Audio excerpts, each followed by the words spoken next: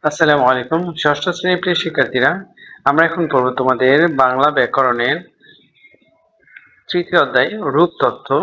পৃষ্ঠা নাম্বার হলো 36।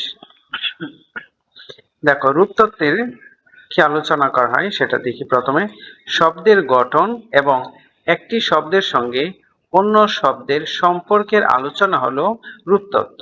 অর্থাৎ একটা শব্দের গঠন নিয়ে আলোচনা করা হয় এবং একটা শব্দের সঙ্গে অন্য শব্দের সম্পর্কের আলোচনা করা হয়। আচ্ছা, একে শব্দতত্ত্ব বলা হয়। যেহেতু শব্দের বিষয় নিয়ে আলোচনা করা হয়, সেজন্য একে শব্দতত্ত্ব বলা হয়। তো এই অধ্যায়ে শব্দ এবং শব্দের গঠন পদ্ধতি এবং শব্দসমূহের পারস্পরিক সম্পর্ক দেখানো হলো। তাহলে প্রথমে আছে যে শব্দ।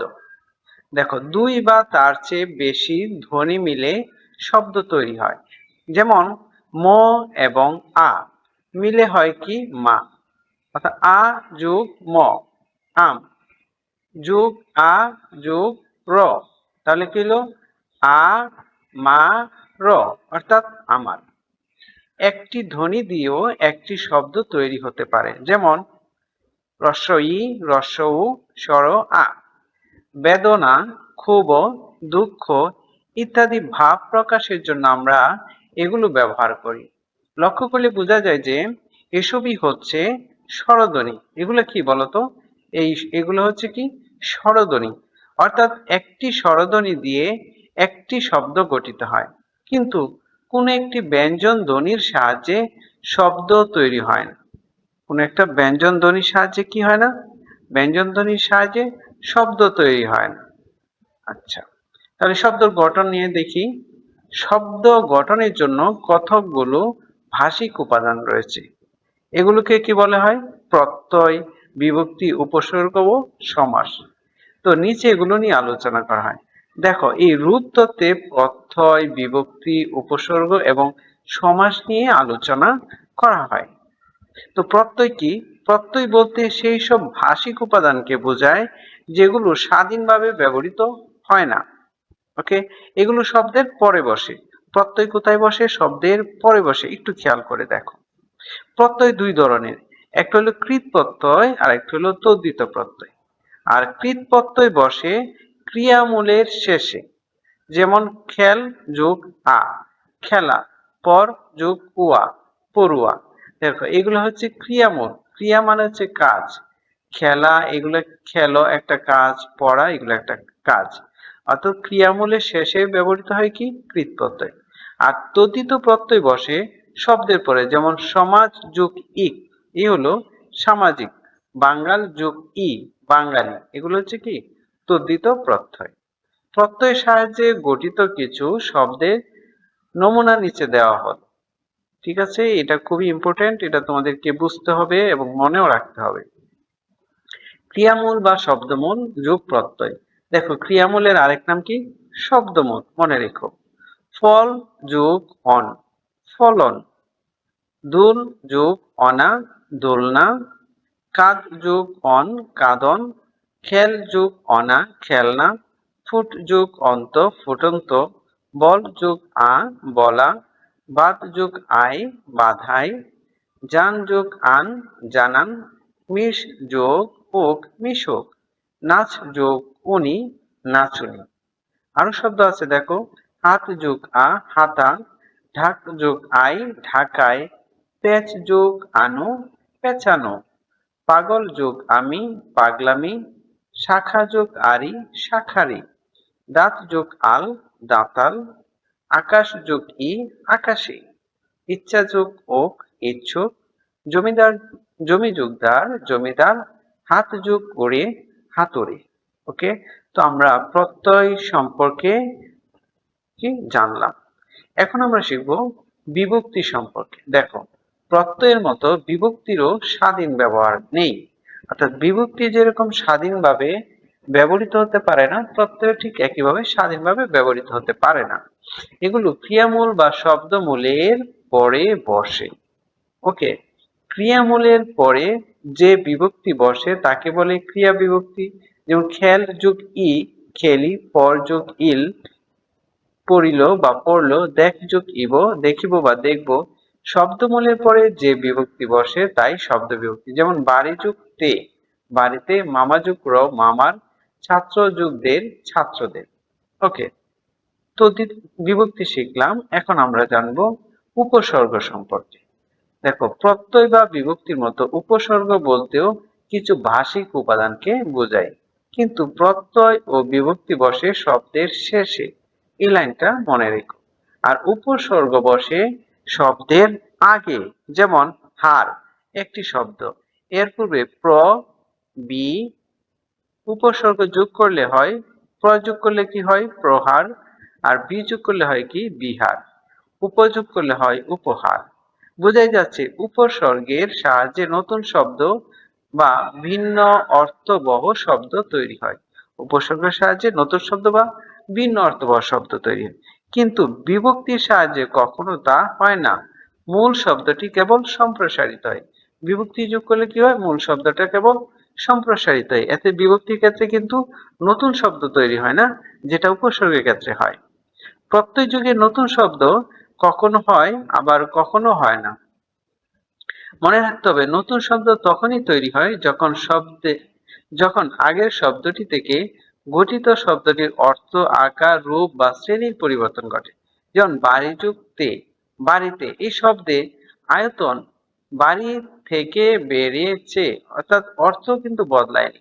অর্থ যে বাড়ি, বাড়ি রয়ে গেল, তাই না?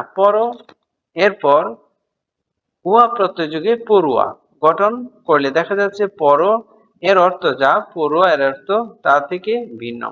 পর, তুই বল, তুই বই পড় হলো, কিন্তু ক্রিয়া কিন্তু পড়ুয়া বিশেষ্য, পড়ুয়া নতুন শব্দ। ওকে, এখন আমরা পড়ব সমাস সম্পর্কে।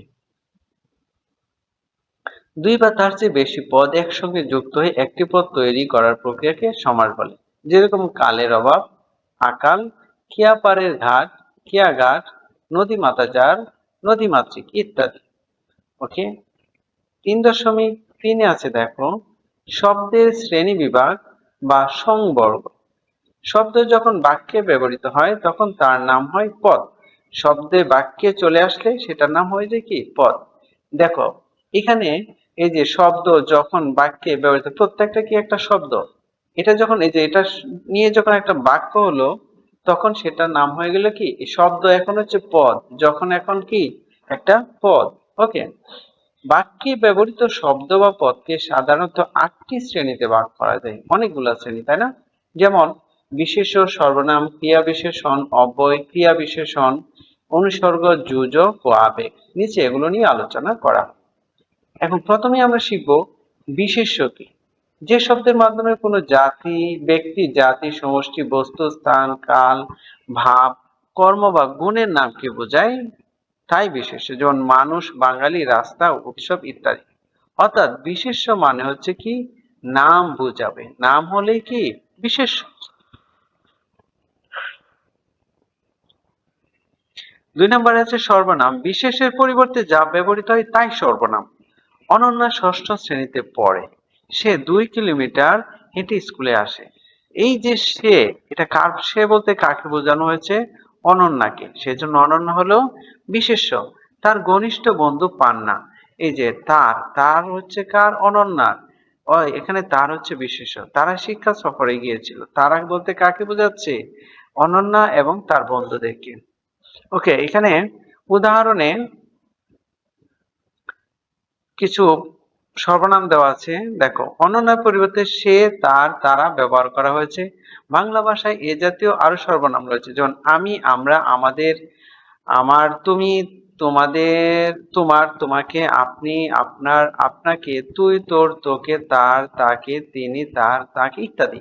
এই সবকটাই হচ্ছে কি সর্বনাম। ঠিক আছে, এটা মনে রেখো। এখন পড়বো আমরা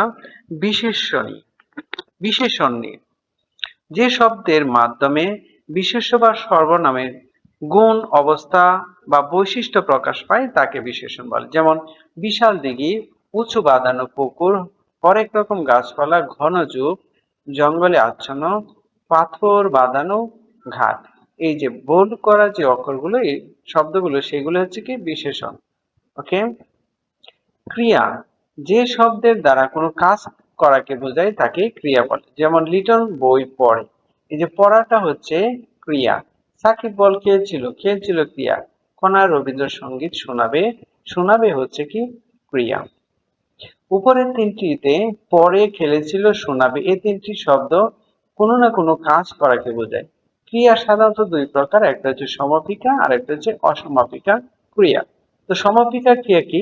যে ক্রিয়া বাক্যের বা বক্তার মনোভাবের পূর্ণতা ও পরিসমাপ্তি প্রকাশ করে তাকে সমাপিকা বলে। যেমন সে গান গাইবে, তুমি বিদ্যালয়ে গিয়েছিলে, আমি বই পড়েছি। ঠিক আছে, পড়েছি। তো অসমাপিকা ক্রিয়া কি?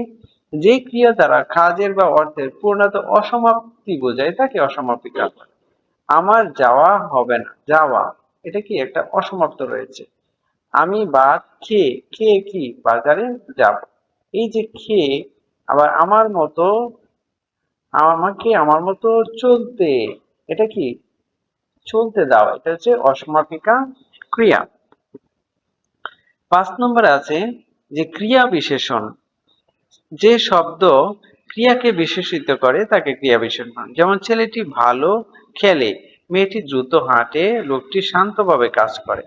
ঠিক আছে, এটা যে শব্দ ক্রিয়াকে বিশেষিত করে। এখানে খেলে, কিরকম খেলে? ভালো খেলে। হাঁটে, কিভাবে হাঁটে? দ্রুত হাঁটে। কাজ করে, কিভাবে কাজ করে? শান্তভাবে কাজ করে। দেখো, এই ক্রিয়াকে প্রশ্ন করলে আমরা কিন্তু উত্তরটা পাচ্ছি। হ্যাঁ, তো এটাই হচ্ছে ক্রিয়া বিশেষণ। 6 নম্বর আছে অনুসর্গ। যেসব শব্দ কোন শব্দের পরে বসে শব্দটিকে বাক্যের সঙ্গে সম্পর্কিত করে সেসব শব্দকে অনুসর্গ বলে। ওকে। 7 নম্বর আছে কি যোজক। পদ ও বাক্যকে যেসব শব্দ যুক্ত করে সেগুলোকে যোজক বলে। উদাহরণ দেওয়া হচ্ছে এবং, ও, আর, কিন্তু, তবু, এগুলো কি পদ ও বাক্যকে যুক্ত করে, সেজন্য এটা হচ্ছে যোজক। আবেগ।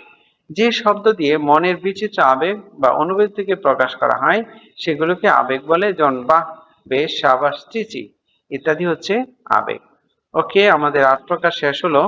এখন শব্দের শ্রেণী ও সংবর্গ পরিবর্তন। বিশেষ্য থেকে বিশেষণ। বিশেষ্য শব্দের শেষে প্রত্যয় যোগ করে বিশেষণ গঠন করা হয়। কি যোগ করা হয়? বিশেষ্য শব্দের শেষে প্রত্যয় যোগ করে বিশেষণ হয়। যেমন দেখো, জল বিশেষণ, জল যোগ আ, জলা। ঢাক, ঢাকায়, ঢাকার যে আয়, দিন, দৈনিক। ইট, নিচ, নিচ যোগ ও, মাটি, মেটে, মাটি যোগ এ। ঠিক আছে, এগুলো হচ্ছে বিশেষ্য থেকে মাটি বিশেষ্য, কিন্তু মেটে এটা হলো বিশেষণ।